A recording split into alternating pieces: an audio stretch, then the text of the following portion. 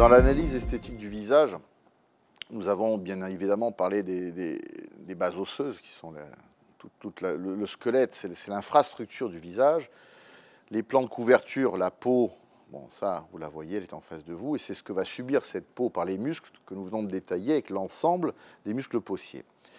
Reste une dernière structure dans l'analyse du visage qu'il faut absolument connaître et qui est très complexe parce que les avis divergent, sont les loges graisseuses, c'est-à-dire la graisse faciale.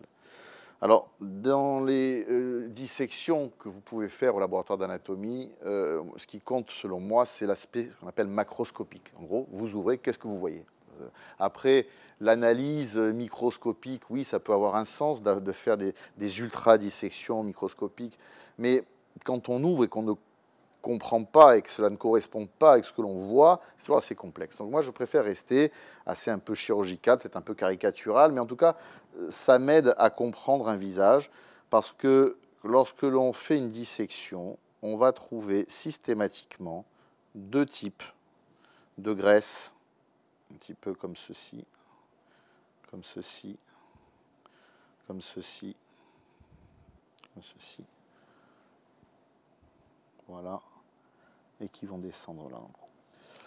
Alors, on va pouvoir séparer en deux, globalement, la partie latérofaciale de la partie centrofaciale. C'est-à-dire, et vous aurez un support d'une diapositive, d'un scanner dans la vidéo, au-dessous de la peau, juste sous la peau, au niveau du front, au niveau de la tempe, au niveau de la pommette, jusque le long du sillon palpébromalaire, au niveau du sillon nasogénien, au niveau de la partie latérale, de la commissure du menton, de l'ovale et du cou, il y a une couche de graisse superficielle qui est en monobloc. Elle a une uniformité de couleur, elle a un aspect jaune citrin, elle est épaisse, elle est volumatrice, c'est elle qui amène la fermeté de toute la peau de cette région.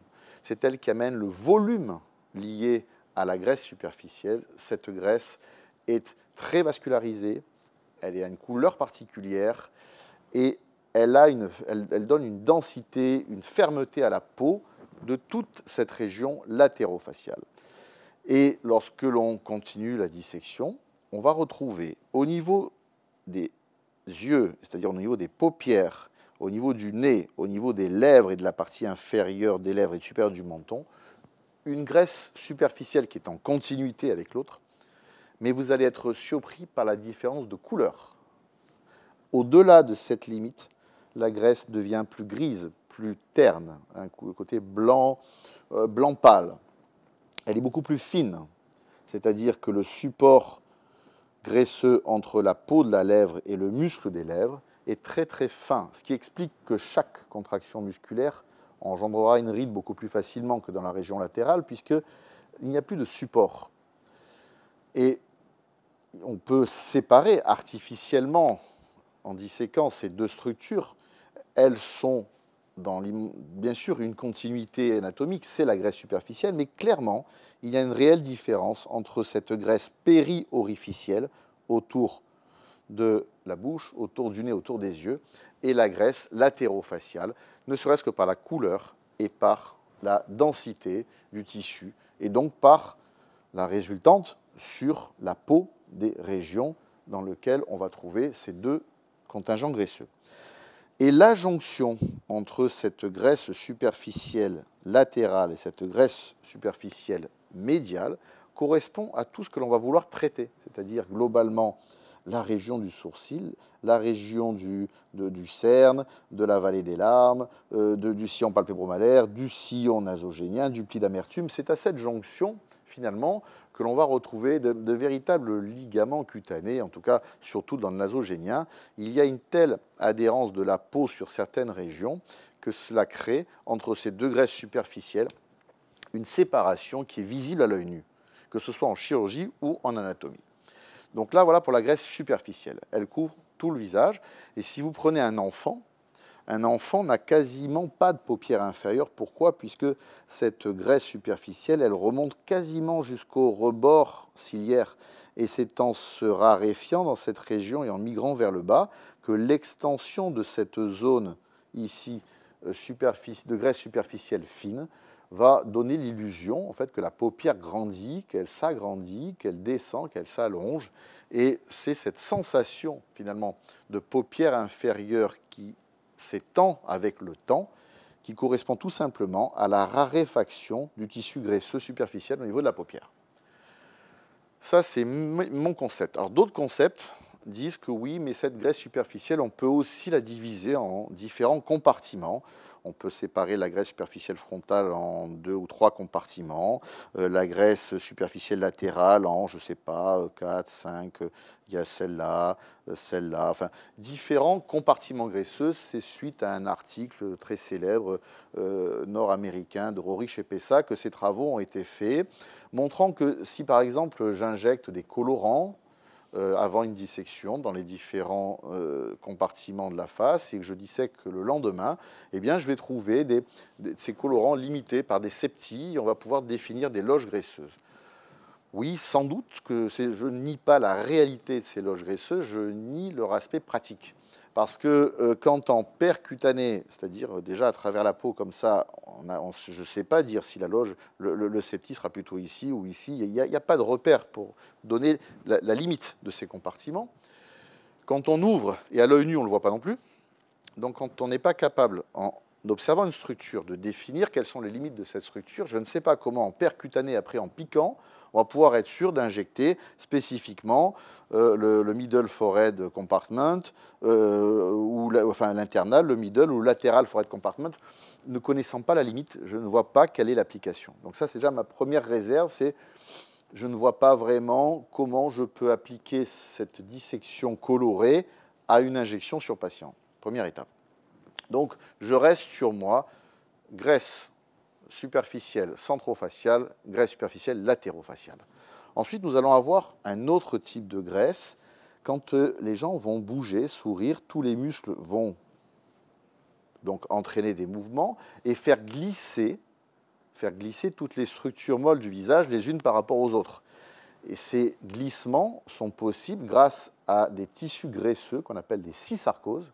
Ce sont les tissus de glissement qui permettent à l'ensemble des tissus mous de bouger, de glisser les uns par rapport aux autres. Et là aussi, cette graisse superficielle, elle est très variable, parce que selon que la taille d'un zygomatique par rapport à un lévator ou à un platysma, on ne connaît pas réellement en percutané la réalité volumétrique de cette graisse profonde, de cette graisse intermédiaire, donc elle n'a pas d'indication dans les injections. Par contre, il va y avoir des zones dans le visage où on va trouver cette fois-ci des graisses profondes. Et ces graisses profondes vont avoir un intérêt majeur par contre dans les injections. Et là, on les retrouve, on dissèque, on ouvre, on voit. Quelles sont ces graisses profondes? De haut en bas, on va avoir au niveau du sourcil, vraiment, mais dans le sourcil, une graisse qui est au contact du périoste orbitaire. C'est pour ça qu'on appelle le ROOF, le rétro-orbito-oculi-fat.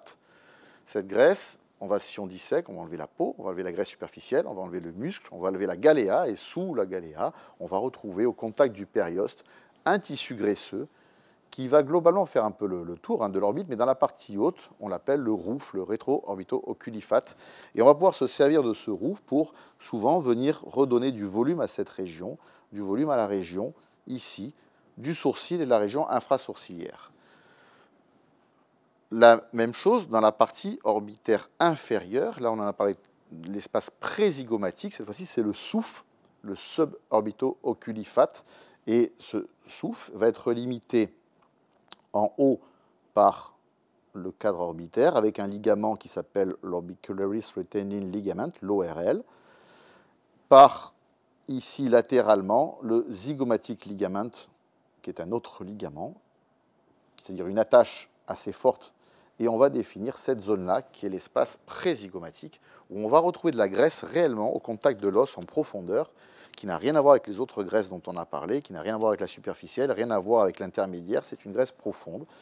Et cet espace prézygomatique est un espace fermé, vers le bas par le zygomatic ligament, vers le haut par l'ORL, et ces deux ligaments viennent se rejoindre, formant un angle très aigu au niveau du cerne, et la jonction de ces deux ligaments peut s'appeler le tear troughs ligament, le ligament du cerne, puisqu'en fait, dans cette région, ils viennent vraiment se rejoindre ici au contact osseux, dans la zone du cerne.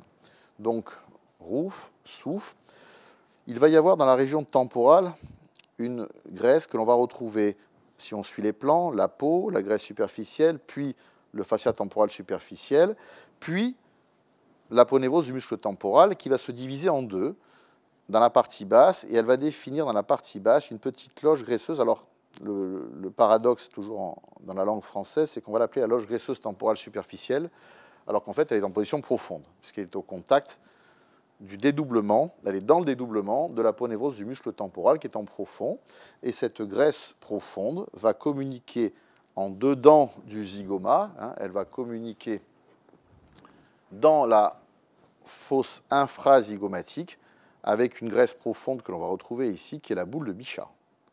Et ces deux graisses communiquent et elles vont passer dans l'espace entre zygoma, entre l'os pariétal et sphénoïdal et le zygoma, et ça va passer là. Et donc ces deux graisses vont communiquer. Alors bien qu'on l'appelle superficielle, ça reste une graisse profonde.